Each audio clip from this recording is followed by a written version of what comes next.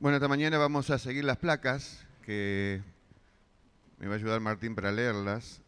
Estamos en el fin del libro de Génesis, capítulo 3. Y algunos hermanos se preguntarán por qué hacemos énfasis en las palabras. La traducción más conocida del mundo castellano, y que creo que casi todos usamos, se llama Reina y Valera. Son dos personas, Casiodoro Reina y Cipriano de Valera, y ellos eran monjes que en el tiempo de la Reforma eran perseguidos. Su vida estuvo a punto de extinguirse porque la persecución era terrible. Pero en el mismo tiempo que hacían esta persecución sobre ellos traducían la Biblia. Pero con el paso del tiempo, muchos eruditos que eran expertos en lingüística y del lenguaje de los pueblos orientales, pudieron tener más luz sobre ciertas palabras que nosotros piensen se establecieron de la traducción en el 1520 y pico. 1517 fue la Reforma Protestante. Así que no es que pongamos sospecha, porque la palabra de Dios con respecto al mensaje es súper clara. Pero algunos detalles nos ayudan en la interpretación. Por eso vamos a leer Génesis 3, del versículo 20 al 24. Voy a pedir a Martín que me ayude. Y llamó a Adán el nombre de su mujer Eva, por cuanto ella era madre de todos los vivientes.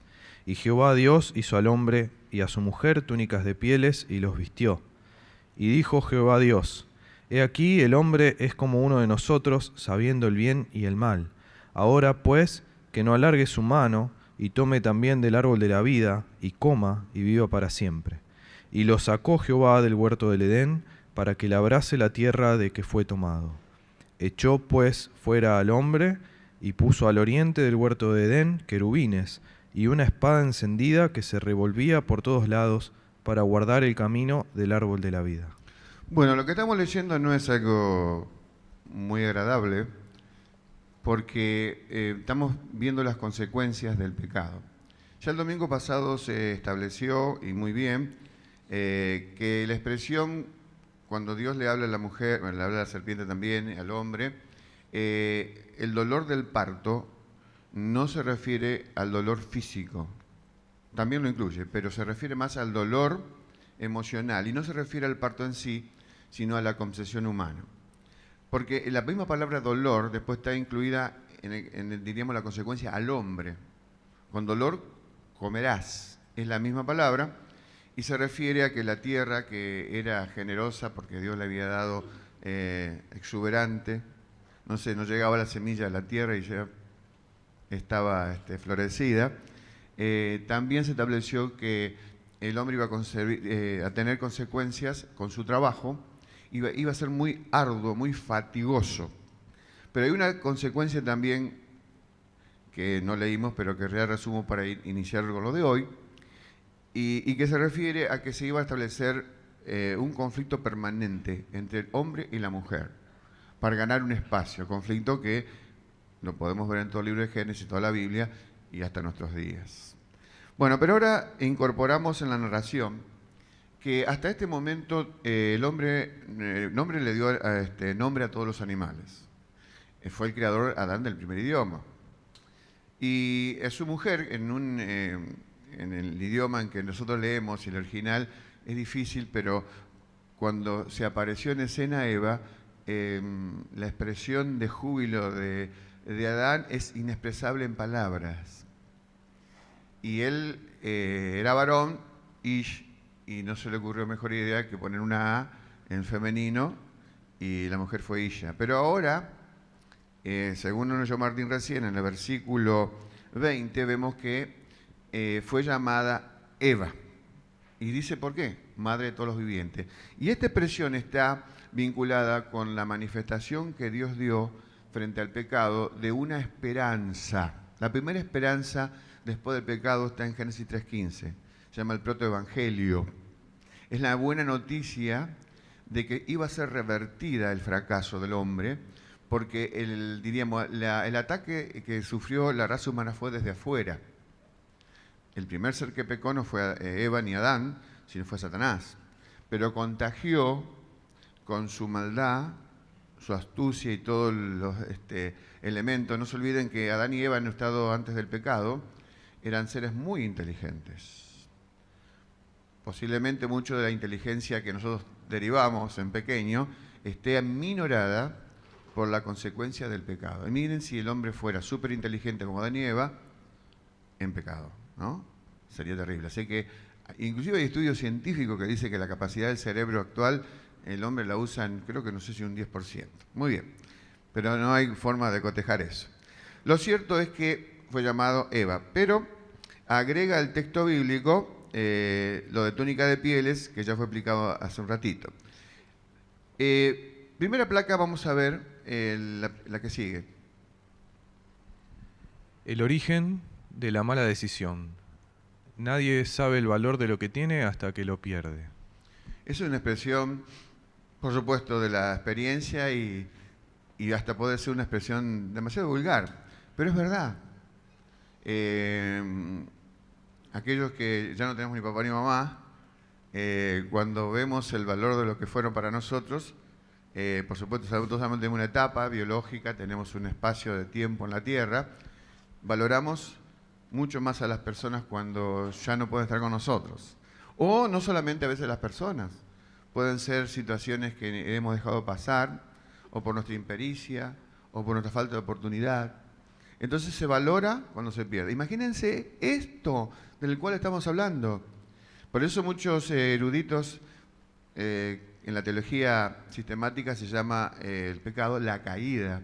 Pero yo creo que el mejor nombre, la mejor expresión para definir eso que pasó, podríamos determinarlo como la pérdida. Se perdió la presencia de Dios. Adán y Eva no fueron echados amistosamente del huerto del Edén. Fueron acompañados en una manera, Adán y Eva no quisieron dejar ese lugar. Tampoco dijeron cuando cayeron en pecado, qué feliz que estoy y a qué lugar agradable he llegado. Por supuesto, esto demuestra una experiencia que también nos atañe a nosotros. El hombre generalmente es sabio a destiempo. Eso quiere decir, esa expresión que a veces decimos, si yo en lugar de haber hecho tal cosa, hubiera hecho esto. Imagínense el grado de dolor de Adán y Eva en este momento. A la segunda placa.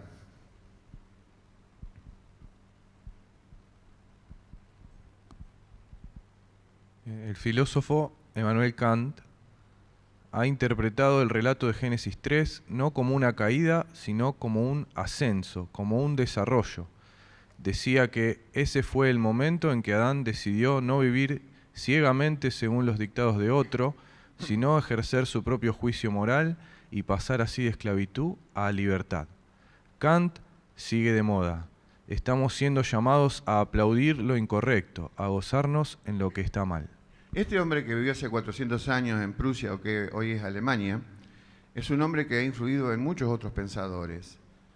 Y tal vez mucho de lo que él pensó, miren que de una forma increíble. Nosotros creemos que Génesis 3 es algo, me refiero a la caída, a la pérdida de la presencia de Dios, que es algo malísimo que nos aconteció. Sin embargo, este hombre, que se ve que leía la Biblia por otros escritos de él, llegó a llamar que esto es un avance, o lo que dirían los políticos modernos, el progresismo, ¿no? El progresismo es esa doctrina, esa filosofía que cree que, o busca el desarrollo y progreso de la sociedad en todos los ambientes, especialmente el político y el social, cuando mucho de lo que llamamos progresismo en nuestro mundo moderno es inversión de los valores morales.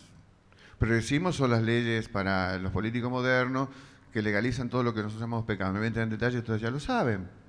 Ahora, debo quedar claro, según la placa 3, lo siguiente. En el relato de Génesis 3 no encontramos nada que nos sugiera algo digno de ser celebrado, sino todo lo contrario. Lo que encontramos es juicio y condenación. El camino del pecado y la comunión con Dios son mutuamente excluyentes. Lo más valioso que ellos perdieron no fue el lugar ideal, sino fue la presencia de Dios. Por eso no es solo la caída, sino la pérdida. Quiero hacer una aclaración aquí. Desde el punto de vista humano, no encontramos en Génesis 3 algo resaltable, pero desde el punto de vista de Dios, sí, y mucho. Porque el hecho de excluirlos del lugar del, que llamamos el paraíso, que va a ser recobrado por Jesús, en este caso, hablando de Dios, fue un acto de misericordia. Porque si el hombre en ese estado de pecado hubiera vuelto su mirada y hubiera sido todavía libre el acceder al árbol de la vida, el hombre carecería de poder de redención, hubiera sido pecador para siempre. Vamos a la placa 4. Dios puede mirar el mal y no ser contaminado por él. El hombre no puede contemplar el mal sin que haya eco en el corazón que le mueva a ensuciarse o contaminarse. Salmo 101.3 o Efesios 5, 11 y 12. El hombre no puede manejar semejante independencia moral, solo Dios puede. El pecado para Dios no es una tontería, y si no lo vemos claro en el Edén, lo veremos en el día del juicio. El pecado hace separación. Isaías 59.2 dice, pero vuestras iniquidades han hecho división entre vosotros y vuestro Dios. Qué interesante, que Dios no puede contaminarse con el mal. Cuando vio el estado, porque esto siguió, luego procrearon a Adán y Eva, se generó la civilización de los comienzos, pero cuando llegamos a Génesis 6, encontramos esa misma palabra dolor que vimos en Eva, dolor en los partos, que no es parto sino concepción, y dolor en el hombre por la prosecución del alimento cotidiano, ese dolor ya lo tiene Dios. Porque cuando la Biblia dice Dios se arrepintió de haber creado al hombre, en realidad la expresión es Dios tuvo grave dolor por el estado en que se encontraba el hombre. Ahora, en el caso de comparación de Dios, Dios mira el mal, se conmueve, pero no es contaminado. Pero nosotros vemos el mal y en muchas ocasiones podemos ser contaminados. Por eso esos dos textos que están allí, el Salmo 101, verso 3, que dice, el salmista es una expresión, una afirmación, dice, no pondré cosa injusta delante de mis ojos. Eso es uno de los mejores versículos para afirmar la realidad de que en contra de la pornografía, por ejemplo. Pero el otro también, en Efesios 5, 11 y 12, con esa expresión que dice, no participéis en las obras infructuosas de las tinieblas, sino reprendedlas. Y dice, ¿por qué? Es vergonzoso aún hablar de lo que ellos hacen en secreto. Así que tengamos cuidado, porque nosotros no podemos manejar por sí mismos nuestra independencia moral. Hay en nosotros una tendencia a ser contaminados debido a la situación que se inició en el Edén. Ahora, estamos en una generación, la del siglo XXI, que ha minimizado el pecado. Pero ese texto que está puesto allí en Isaías, capítulo 59, es a Dios hablando y dice, pues vuestras iniquidades son pecados, han hecho división entre vosotros y vuestro Dios. La generación a la cual le habló en primer lugar Isaías era una sociedad anómica, una expresión rara, ¿no? Pero aesin nomi es ley. Es muy parecida a la situación que nosotros vivimos en nuestros días. Por eso, mis hermanos, en mi trato cotidiano con gente que pertenece a la fe y no pertenece a la fe, yo noto una cosa muy rara y muy doliente, que el hombre minimiza su pecado. De esa manera rebaja su condición de responsable. También el hombre justifica su pecado. El hombre también redefine hoy día el pecado, lo vemos con las leyes impías que vemos. El hombre se esconde de su pecado, oculta su pecado y aún a veces, lamentablemente, lo defiende. Por eso mi expresión como hermano, y también lucho con el pecado que siempre está tocando la puerta de todos nosotros, no debemos minimizar el pecado, sino realzar la grandeza de nuestro Dios, que puede perdonar todos nuestros pecados. O sea que el pecado divide, el pecado separa, el pecado trae consecuencias, lo que estamos viendo, porque muchas de las cosas que le acontecieron como consecuencia de la primera pareja, las seguimos sobrellevando nosotros mismos. Por eso el pecado, Dios lo considera una tragedia. No es algo simplemente simple. Y muchas veces en las corrientes modernas de los últimos 50 años, se ha animado a los predicadores a no molestar a la audiencia con palabras que hieren, como por ejemplo pecado. Y en muchos púlpitos se ha sacado esta palabra, cuando en realidad, ¿por qué debe ser mencionada? Porque no apuntamos al pecado tan solo que debemos reconocerlo, sino la solución al pecado que es nuestro Dios, nuestro Redentor. Así que, primer punto, el origen de una mala decisión que nos afectó a todos. Segundo, vamos a la placa que sigue, consecuencias. Las consecuencias de la mala decisión. Génesis 3, 22 al 24. Dijo Jehová Dios, he aquí el hombre es como uno de nosotros, sabiendo el bien y el mal. Ahora pues, que no alargue su mano y tome también del árbol de la vida, y coma y viva para siempre. Y lo sacó Jehová del huerto del Edén, para que labrase la tierra de que fue tomado. Echó pues fuera al hombre, y puso al oriente del huerto de Edén querubines y una espada encendida que se revolvía por todos lados, para guardar el camino del árbol de la vida. Vamos a poner el microscopio en la palabra echó. El sujeto tácito es Dios. Ahí, por supuesto, no figura allí, pero en los anteriores sí. Y para poder entender el significado, es la primera vez que se usa en el texto bíblico, pero no la última. Y si nosotros vamos analizando hacia adelante, las veces que Dios empleó en su texto de revelación hacia nosotros el verbo echar, nos vamos a caer de espaldas. Echó, en la placa ahí vemos, es ser repudiado, expatriado, divorciado. Dios está divorciando de su creación. Podríamos incluir otras palabras que son semejantes como exiliando al hombre, desligándose del hombre, desterrando al hombre. Ahora, pastor, ¿dónde están las bases para decir esto? Bueno, la palabra echó, por ejemplo, aparece cuando Dios otorga la tierra prometida a su pueblo, pero resulta que la tierra prometida está llena de tribus que según el texto de Génesis, durante siglos se fueron degradando.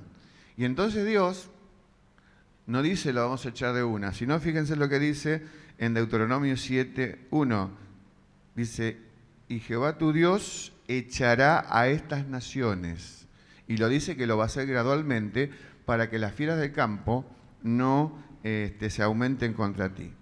Así que echar se refiere a aquellas naciones que estaban fuera de la misericordia de Dios porque la rechazaron, no porque Dios no quisiera tener misericordia. Pero fíjense que también la palabra echar se usa cuando Dios establece el divorcio. Está en el libro del Levítico. Cuando Dios está echando al hombre del Edén, se está divorciando, siguiendo la idea. Por eso Dios está diciendo, me desligo de ustedes, me divorcio de ustedes. ¡Qué terrible! Todo que lo originó, el pecado. Pero también fíjense que Abraham hizo cosas buenas y varias, hablando en el lenguaje coloquial, varias macanas.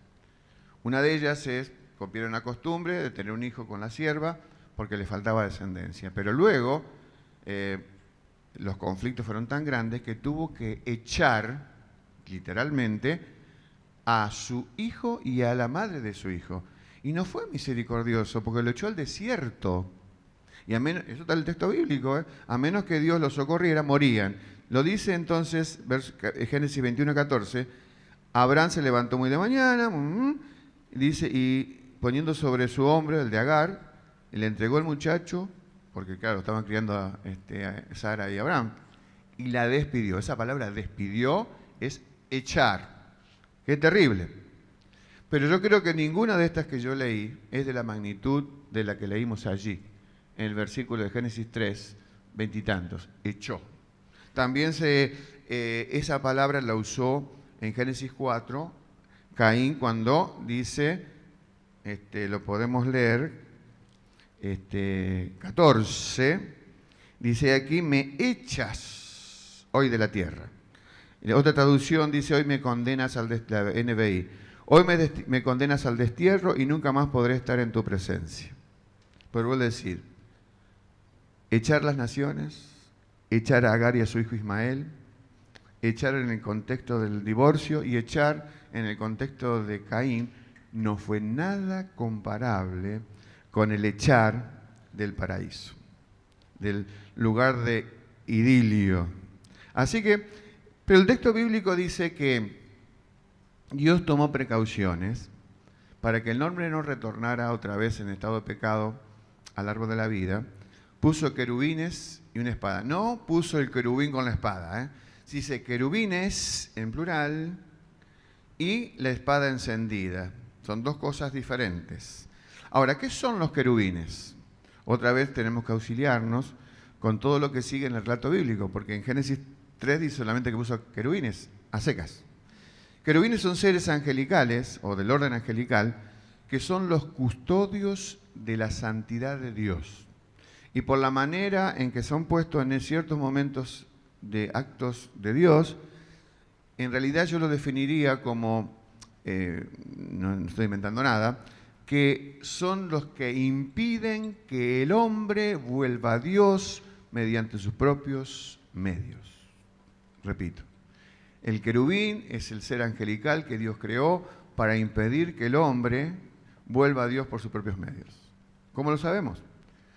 Porque en los actos de adoración hebreos, en el momento más importante, que era el día de la expiación, el sacerdote máximo o sumo sacerdote entraba al lugar más íntimo del templo hebreo y había un mueble especial. Ese mueble especial tenía labrados de oro dos querubines que miraban hacia adentro, la tapa, y allí se vertía sangre. Sangre ajena, no era sangre humana, era sangre de animales, porque ya desde el principio Dios enseñaba que sin derramamiento de sangre no hay perdón de pecados. Entonces el querubín, de alguna manera, era el emisario de Dios que permitía que el sumo sacerdote, si estaba haciendo eso mal, podía morir en el acto. Por eso estaba con una soga atado. Entonces no llegaba a aparecer, podían traerlo de nuevo. Pero era la manera que Dios establecía. O sea que el querubín, los querubines, y la espada, que no tenía una mano invisible que se revolvía a todos lados, representa una valla infranqueable para que el hombre retorne a el árbol de la vida. No puede retornar a Dios por sus propios medios. Ahora vamos a la placa que sigue. Vamos al punto C. Vimos entonces en primer lugar el origen de la mala decisión. Segunda cosa que vimos, consecuencia de la mala decisión. Y ahora, la reparación. La reparación o recuperación de la mala decisión. Infranqueable para todos menos para uno. Un día, un hombre especial pasó por ese camino sin pecado, inocente, y la espada de la ira de Dios cayó sobre él. Y los querubines, en el Salmo 24, reciben una indicación. Alzad puertas vuestras cabezas y entrará el Rey de Gloria. Por lo tanto, el acceso al árbol de la vida se obtiene porque Cristo ocupó el espacio de muerte del pecador y murió por nosotros sustituyéndonos, no solo en la muerte física, sino en la muerte espiritual, y se convierte en vida para nosotros. La revelación de Dios con respecto a la raza humana es progresiva. Eso quiere decir que posiblemente Adán, salvo la expresión cuando Dios le prometió que de la simiente de la mujer, y la nombró en singular, no dice las simientes, es semilla, semen, la descendencia que tuvo o que iba a tener Eva. Y no dice del hombre, dice de la mujer. Nunca pudo saber de que habría una alternativa para volver. Él se fue seguramente con la cabeza agacha, masticando bronca, y no solamente por haber perdido las ventajas materiales del Edén, sino por haber perdido, lo que nos explicó muy bien Sebastián el domingo pasado, ese diálogo permanente con Dios, que se paseaba en el aire, esa manera que tal vez después, como Adán siguió viviendo, lo pudo compartir con muchos otros, pero era ya una experiencia del pasado, ya no pudo ser en la realidad otra vez. Pero fíjense que esa brasa infranqueable, esa espada tenía poder de herir de muerte. Se revolvía, dice, hacia todos lados. Es la única alusión, excepto en Éxodo, creo que capítulo 7, que aparece de nuevo una alusión a la espada. Se refiere a los encantamientos de los magos en Egipto. Así que, y la cita que yo puse ahí del Salmo 24, porque el Salmo 24 relata proféticamente cómo el cielo lleno de gozo y de alboroto recibió el Señor cuando resucitó y fue recibido en los cielos nuevamente. Por eso esa expresión, esa orden, alzad puertas eternas vuestras cabezas y entrará el Rey de Gloria. Quiere decir que allí los querubines no presentaron oposición al retorno del Señor Jesús a su lugar de gobierno celestial y de la tierra, por supuesto, porque tenía todo poder cielo y tierra. Porque Jesucristo enfrentó la espada encendida que debía cobrar como víctima aquel que osara pasar por ella. ¿Cómo lo sabemos? Vamos a la placa que sigue. El trono de Dios. Recibo la nueva vida. Al acceder a Cristo Jesús, recibirlo por la fe y en Cristo, tengo acceso al Padre y a su trono, que ha cambiado de trono de juicio a causa del pecado a trono de gracia. El trono de Dios no cambia esencialmente como trono, sino que como en la expectativa hacia el hombre pecador es emitir juicio, porque dijimos que no van juntos la comunión con Dios, la santidad de Dios y el pecado humano, pero el hombre es recibido a través de Cristo y el trono de juicio se transforma en trono de gracia. Eso lo dice el libro de Hebreos. Pero ¿qué pasó en el medio? Que es lo que dejamos inconcluso en la placa anterior. El Señor Jesús pasó por el mismo destierro que sufrió Abraham, y yo creo que, por supuesto, en mayor magnitud, porque Adán soportó un pecado propio y Jesús soportó pecados ajenos.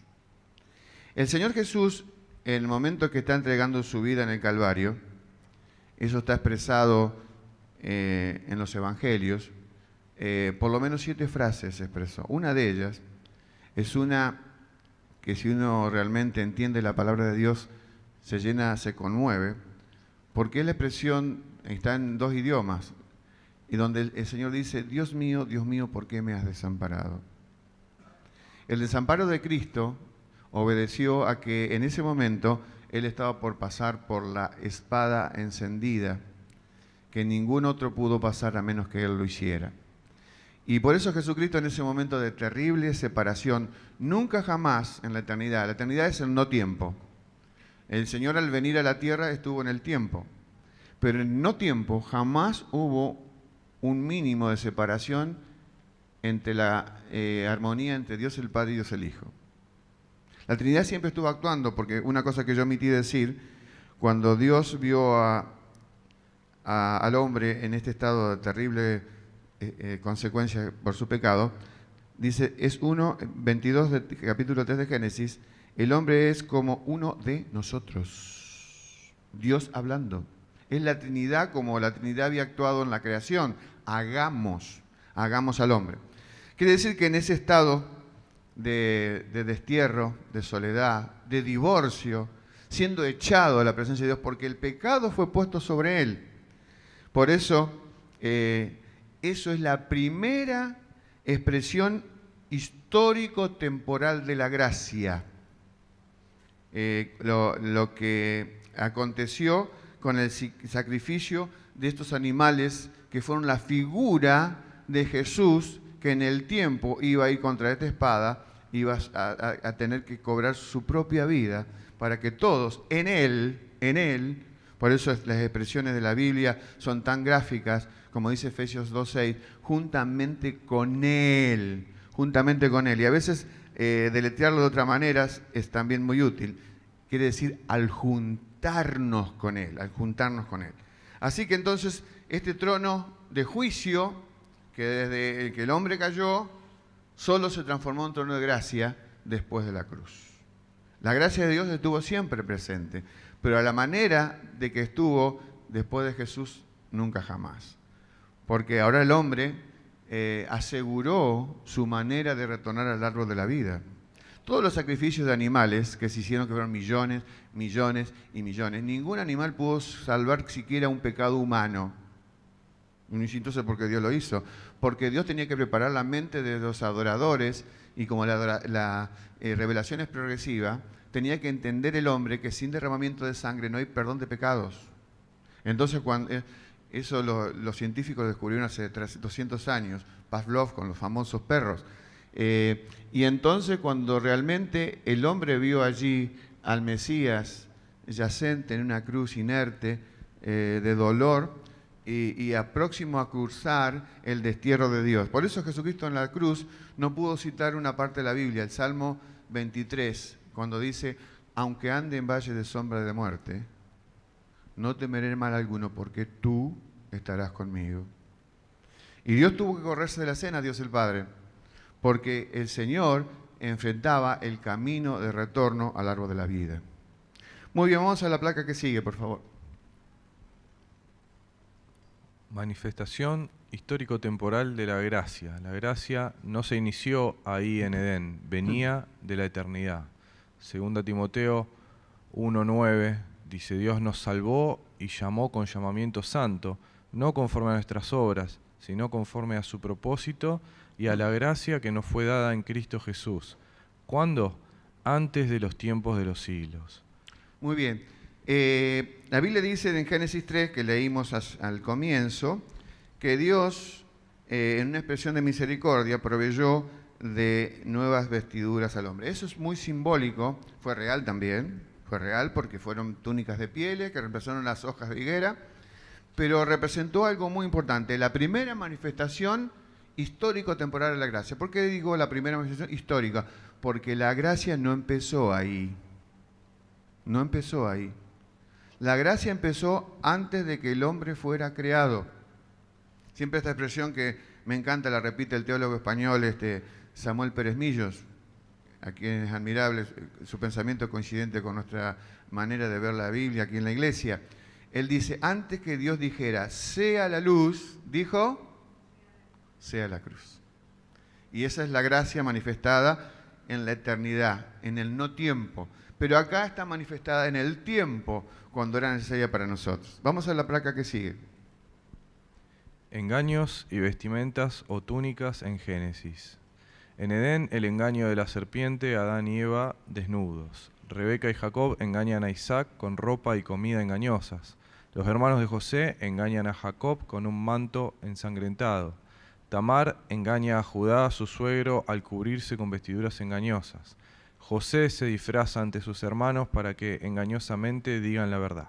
O sea que lo que vimos en Génesis 3 es repitente.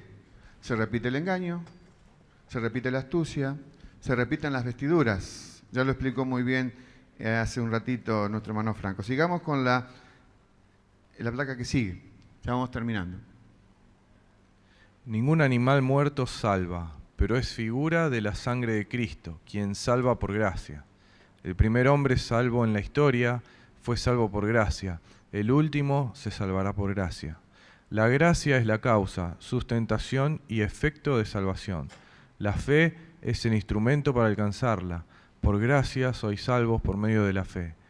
Quien sustenta la salvación es la gracia. Esto divide muchas veces en el mundo moderno a los cristianos en cuanto al alcance de la gracia, o sea, hasta dónde dura.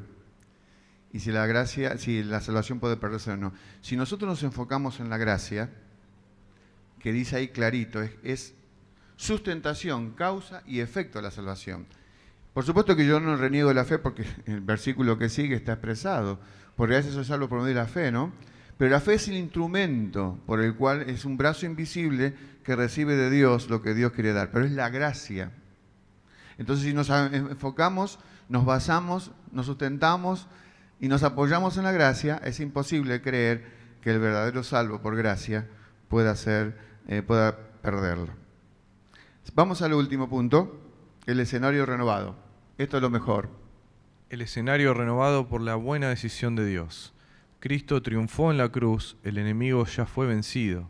Hebreos 2:14 dice, así que por cuanto los hijos participaron de carne y sangre, Él también participó de lo mismo, para destruir por medio de la muerte al que tenía el imperio de la muerte, esto es, al diablo. Este versículo es muy claro.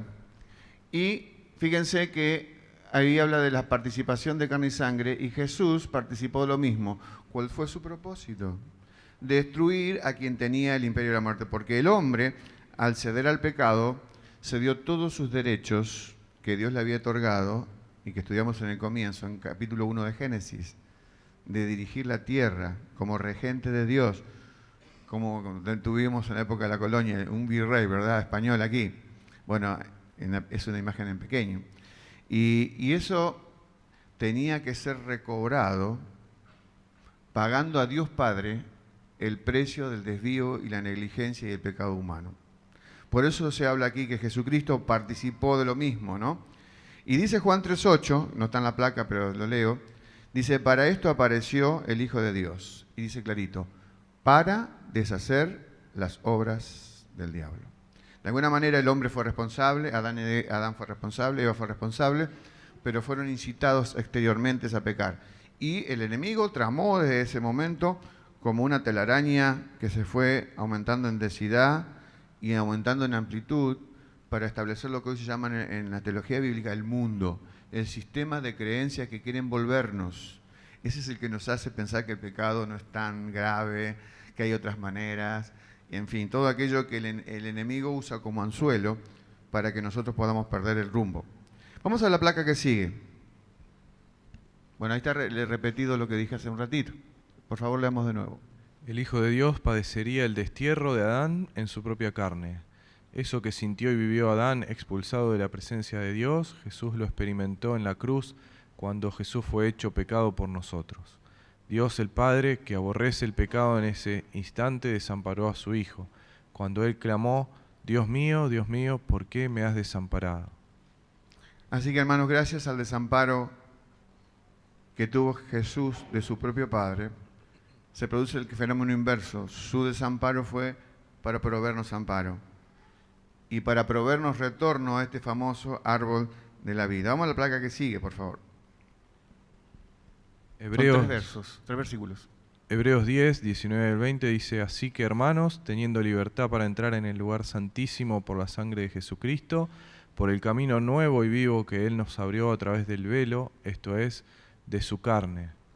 Efesios 2:17, y vino Jesús y anunció las buenas nuevas de paz a vosotros que estabais lejos y a los que estaban cerca, porque por medio de Él los unos y los otros tenemos entrada por un mismo espíritu al Padre. Fíjense, perdón que te interrumpa, la expresión entrar en el tercer renglón de la izquierda. Permitió el sacrificio de Cristo que entráramos con libertad al lugar santísimo. La expresión que se llamó en la división del antiguo templo el lugar de intimidad con Dios, que por supuesto es la representación que hubo en el Edén. En el Edén todo era el lugar santísimo allí, mientras estaba el hombre obedeciendo las órdenes de su Creador y vivir de la comunión con Dios. Y el versículo que sigue de Efesios también dice que a los que estábamos lejos y a los que estaban cerca, nos dio entrada. Y dice por medio de quién, por un mismo Espíritu, el Padre. ¿Por qué menciona el Espíritu Santo? Porque el Espíritu Santo es el agente de Dios que permite que el hombre pueda disfrutar, entender, le sea revelado su interior, la realidad de su pecado y la oportunidad de reconciliarse con Dios. Y la reconciliación con Dios es, como dice Efesios 2.6, ¿sí? Y juntamente con Él nos resucitó. Ese juntamente es juntarnos a Él. Es la idea de Juan 15, de estar unido a la vid de nuevo. Y finalmente la última placa, para terminar, de nuevo lo que parecía imposible, de que el hombre retornara a disfrutar del árbol de la vida, Jesús lo hace posible. Por eso es la parte más hermosa esta, y que está por supuesto en el último libro de la Biblia, en una de las cartas a la iglesia de Éfeso, Apocalipsis 2.7. Apocalipsis 2.7 dice, el que tiene oído, oiga lo que el Espíritu dice a las iglesias. Al que venciere, le daré a comer del árbol de la vida, el cual está en medio del paraíso de Dios. Muy bien, eso está al final del Nuevo Testamento, como dice allí, y otra vez aparece en escena el árbol de la vida. Pensábamos, si uno lee hace poco la Biblia, uno piensa lo que pasó allí en el Génesis, que quedó allí en el Génesis. No, el árbol de la Biblia cumple una función muy importante en el paraíso recobrado. Y como dice un autor, llamado Alejandro McLaren, dice, el cielo no es solo una restauración, el cielo sobrepasa el paraíso perdido. La muerte quedará atrás, el cielo será un paraíso que jamás perderemos. Por eso, siempre de todos nuestros cultos como iglesia cristiana, es exaltar a nuestro Señor. Y cuánto más en este día que partimos de la historia vieja, que está relatada con toda claridad en el Génesis. Todo aquello que, lo más ventajoso, lo más bendito, lo más loable era la comunión, la presencia de Dios en medio del hombre, será recobrada. Esa espada encendida cobró, porque era la espada de la ira de Dios, cobró la vida preciosa del santo inocente Hijo de Dios. Pero Él volvió a la vida, y al volver a la vida nos incluyó a todos. Por eso la expresión en la Biblia, en Cristo, juntamente con Él, quiere decir juntarnos con Él. Nos trae la esperanza y la realidad del cielo que está cerca de nosotros. Que Dios nos bendiga y disfrutemos este camino, como dice la Biblia, nuevo y vivo que Jesucristo inauguró con su presencia. Vamos a orar y luego le voy a pedir a Analía, que no sé dónde está, que tenga un aviso para todos. Señor, gracias te damos porque la historia de ser echados del paraíso no quedó allí terminada, sino que fue una historia que tuvo conclusión feliz. Y el hombre, o sea, todos nosotros, hombre y mujer, podemos tener la oportunidad de volvernos hacia ti, no por ninguna obra que hagamos, sino que la expresión de la gracia nos alcanza. Y como tú dices en Apocalipsis 2, somos invitados a comer del árbol de la vida, experiencia de sanidad permanente para todos nosotros. Hoy nos gozamos, Señor, en reconocer que tú eres un Dios lleno de misericordia, que está expresada en forma práctica en la vida de entrega de Jesús. Bendecimos hoy tu nombre, por el nombre de Jesús.